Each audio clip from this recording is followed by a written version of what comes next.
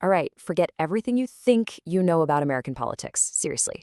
The next presidential election is shaping up to be less of a stuffy debate and more of a sci-fi thriller. We're talking slick podcasts, wild international debate styles, and eggplant? Yeah, that's brinjal. We'll get to it. Let's dive in. And look, that's not me being dramatic. The source material for this whole explainer puts it pretty bluntly. While the rest of us are still figuring out 2024, the race for 2028 is already on. It's happening. So who are the main characters in this political drama? Well, on one side, you've got the super polished governor of California, Gavin Newsom. On the other, the powerhouse from the Bronx, Alexandria Ocasio-Cortez. And then there's a wild card, a New York politician named Zohran Mamdani, who's apparently making waves from Queens all the way to Chennai. Now, what's really interesting here is that this isn't just a contest between people. Nope. It's a fundamental clash of political ideas, a battle between two completely different visions for what leadership should even look like inside the Democratic Party. This slide just boils it right down to the core dynamic. You've got Newsom being framed as the manager. He's here to run the system that exists, maybe give it a few upgrades. But AOC, she represents the movement. A full-on push to redesign the system from the ground up. I mean, you have to love the descriptions from the source. They're just perfect. Newsom is called a centrist whisperer. He's a comfort to the corporate world. And AOC, her showing up in a political world full of older folks is framed as something totally revolutionary, like finding high-speed internet in some ancient library. The contrast is just, wow. This phrase just perfectly nails Newsom's whole brand, doesn't it? He's polished, he's professional, he's super reassuring to the establishment. He's not here to start a revolution, he's here to optimize the workflow. It is 100% management, not a movement. So here's the bottom line. The choice voters might be looking at isn't just about, the fine print on policies. It's about the entire approach to governing. Do you want an experienced administrator to manage the country, or do you want a visionary leader to completely reimagine what the country could be? But hold on. This isn't just about the candidates' personalities. The battlefield itself is changing. The next election might not be won on TV ads or even on Twitter, but with a tool that could literally change everything.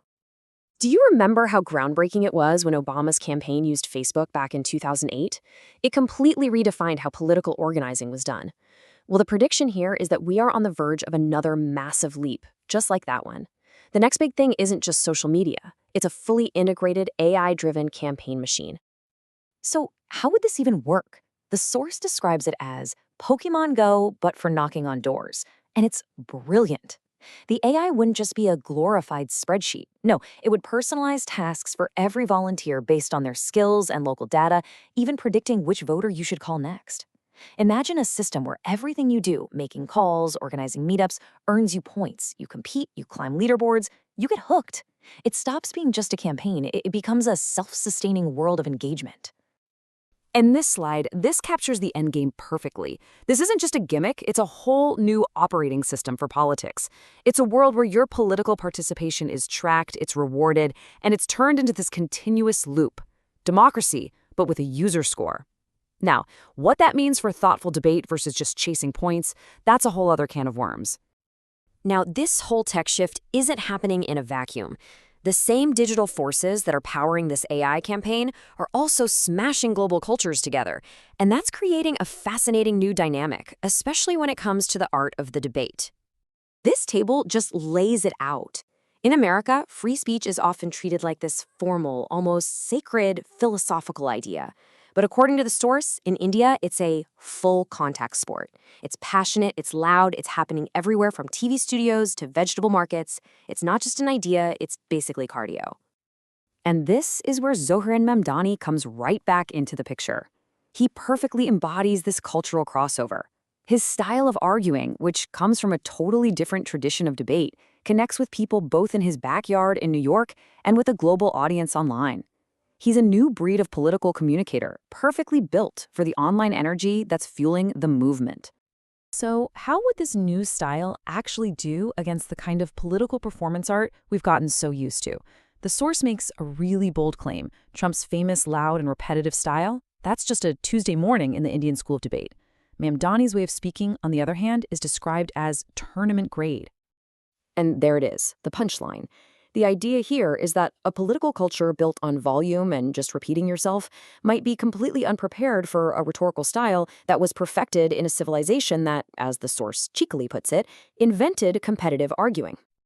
Okay, let's pull all these different threads together now. We've got new players, we've got new technologies, and these new cultural dynamics. What does it all add up to? What are the ultimate stakes here? At the very heart of the movement side of the aisle is a policy vision that, to some people, might sound pretty radical. This platform, we're talking universal healthcare, social housing, high-speed rail, it represents a massive shift in the American political conversation. But here's the key context.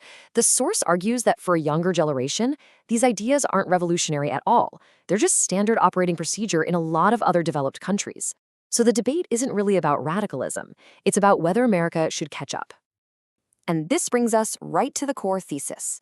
Technology is changing the very structure of our world. Digital tools connect people across the globe, and AI could potentially tear down old power structures. In this new reality, political systems either have to adapt and evolve, or they risk becoming relics of a bygone era, like something you'd see in a museum. And that brings us to the final and maybe the most important question.